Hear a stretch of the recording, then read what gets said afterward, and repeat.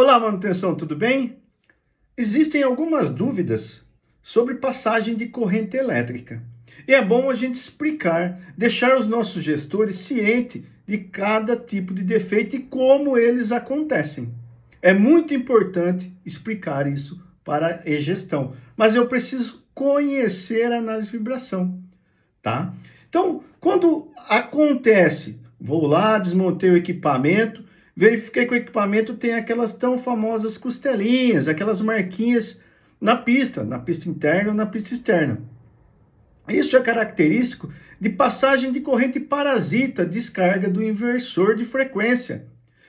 Como isso acontece e por que isso acontece?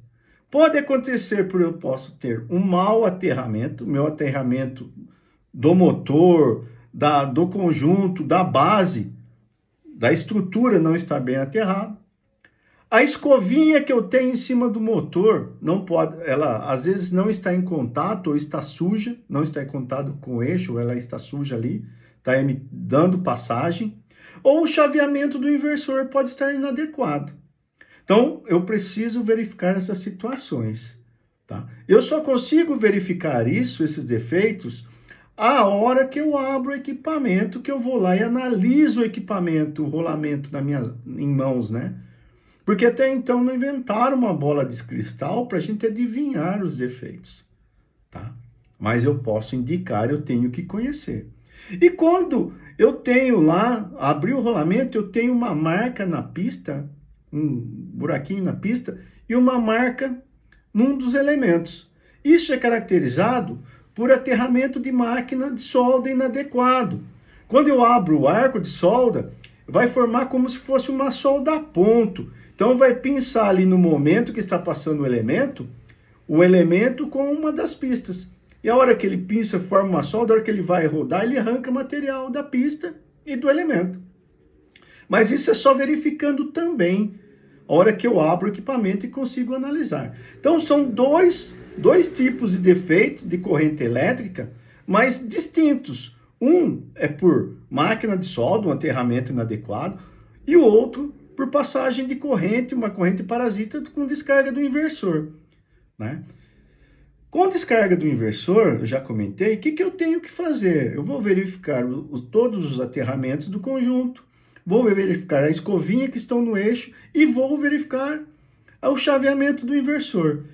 Quando é a máquina de solda, às vezes é um pouquinho mais complicado, porque eu tenho que mudar alguns conceitos, mudar algumas culturas.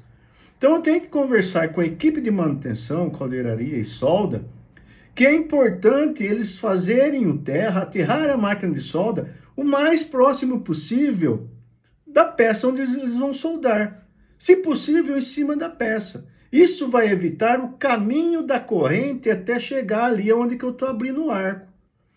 Porque se eu aterro lá atrás do motor e vou soldar numa tubulação lá na frente, a hora que eu abro o arco, a minha corrente vai passar lá de trás, passar pelo motor. Se for um acoplamento metálico, vai passar pelo acoplamento, vai passar pelo rolamento da bomba, até chegar ali onde que eu abri o arco. E se eu aterro em cima da peça que eu estou soldando, a corrente ela vai circular somente ali em cima.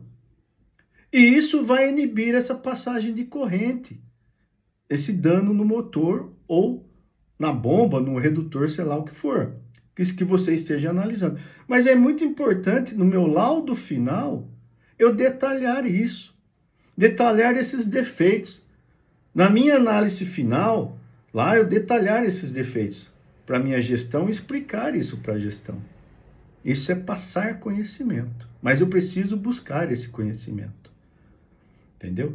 No espectro, às vezes eu consigo determinar esse tipo de defeito. Se a passagem de corrente parasita e eu tenho as marcas na pista, se eu coloco lá, algumas pessoas colocam 2 ou 3 só harmônicas das frequências do defeito, eu gosto de trabalhar com 10, 12, 20.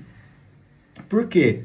Se todas coincidirem, eu tiver todas, provavelmente é esse tipo de defeito.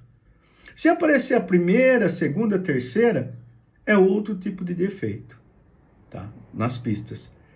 Quando eu vou abrir o arco, eu tenho o aterramento errado, vai aparecer uma solda a ponto. Então ela vai pensar uma das pistas, ou até às vezes as duas, e um elemento. Isso eu vou ter, nas minhas frequências, eu vou ter a frequência de defeito das pistas e do elemento junto. Pode caracterizar isso. Porém, eu só consigo afirmar esse tipo de defeito abrindo o equipamento, lá no meu laudo final de pós-manutenção. Lá sim eu vou registrar tudo que eu vi no rolamento, vou confirmar o que eu peguei no espectro e vou determinar ali quais são os passos a tomar após verificar esses defeitos. Isso é muito importante fazer. Passar conhecimento, conversar com os gestores, conversar com a equipe de manutenção, para que isso não se repita. Quer saber mais sobre esse assunto e outros assuntos de análise de vibração? Segue o Márcio Lenhati nas redes sociais. Até a próxima!